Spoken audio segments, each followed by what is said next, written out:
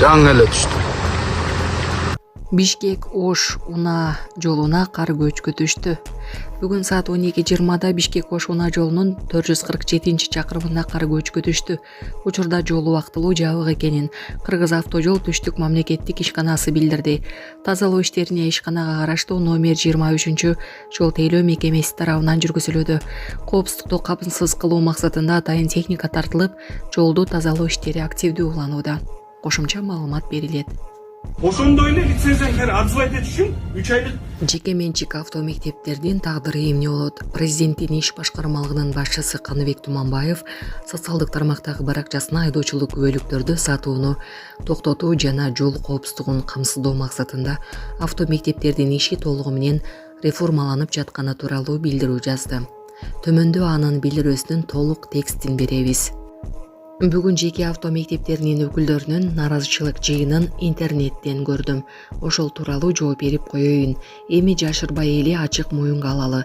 Буга чейин ошол жеке мектептерде айдоочулук күбөлүктөр сатылып келген. Анын кесепети миңдеген жол кырсыктарынын себеби болду. Кечээ эле жөнөкөй жол талаштан бир адамдын өмүрү үзүлдү. Бул айдоочулук маданиятты бербеген, жоопкерчиликсиз окутуунун кандай оор кесепетке алып келерин дагы бир жолу көрсөттү.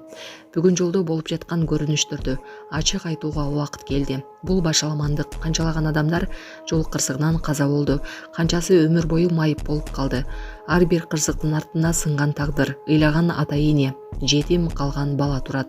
Жол кырсыктары боюнча 2025 2024 жылга салыштырмалуу көрсөткүчтөр өсүп, адам өлүмү да көбөйдү. Бул кокустук эмес. Бул тармакта жылдар бою көз жумуп келген системанын жыйынтыгы.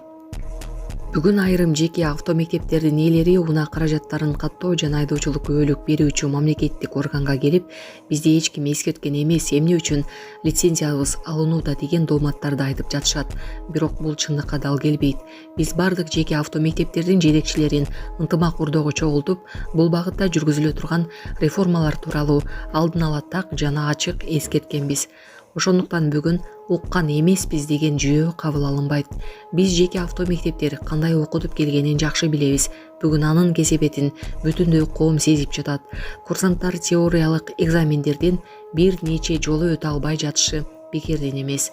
Көпчүлүк айдоочулар жол кыймылынын эрежелерин, элементардык деңгээлде да билишпейт. Айрымдары жол белгилерин тааныбайт. Артыкчылык кимде экенин түшүнбөйт. Айдоочулук жөн гана рул кармоо эмес, бул чоң жоопкерчилик.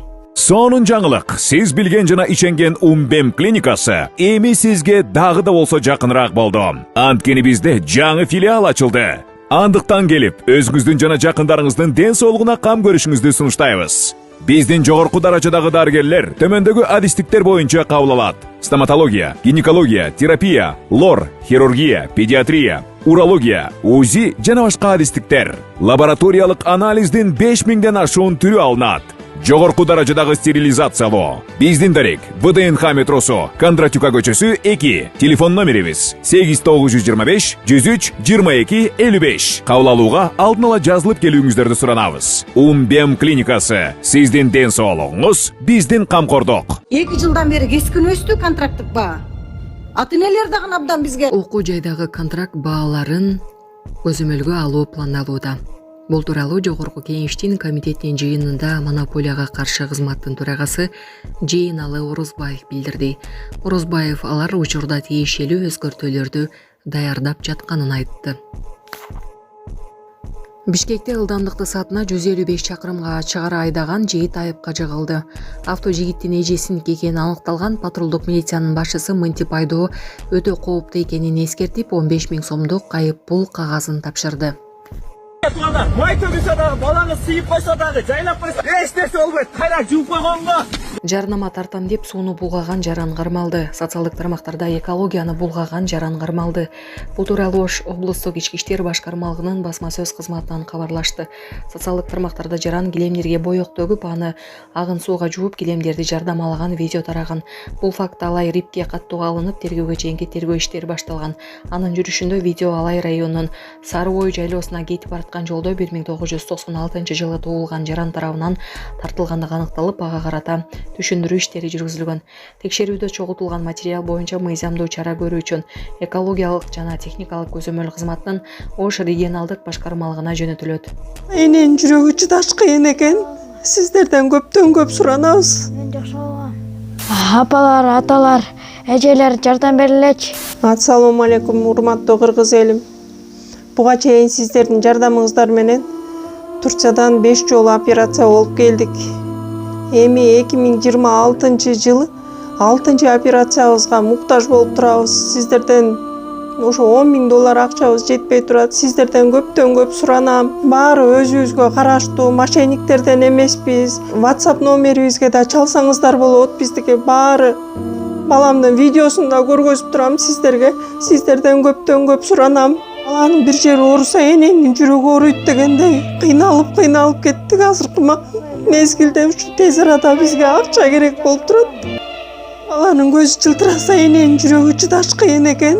Сиздерден көптөн көп суранабыз. Баардык карталар өзүмө караштуу. Эмбанк 210513 Жанаркүл Д деп чыгат. Россия өлкөсүнөн котором дегендерге Сбербанк бар, өзүбүзгө караштуу ал дагы. Баардыгыңыздардан жардам сурайбыз терең ыраазычылык менен. Урматтуу кыргыз элим, апалар, аталар, эжелер жардам берилечи. Башка балдардай мектепке баргым келип атат. 40 операция болайын деп калды. 1 сомдон 10 сомдон да болсо жардам бериле. Анычы. Чүйдө 80 жаштагы абышканы байлап тонуп кетишкен.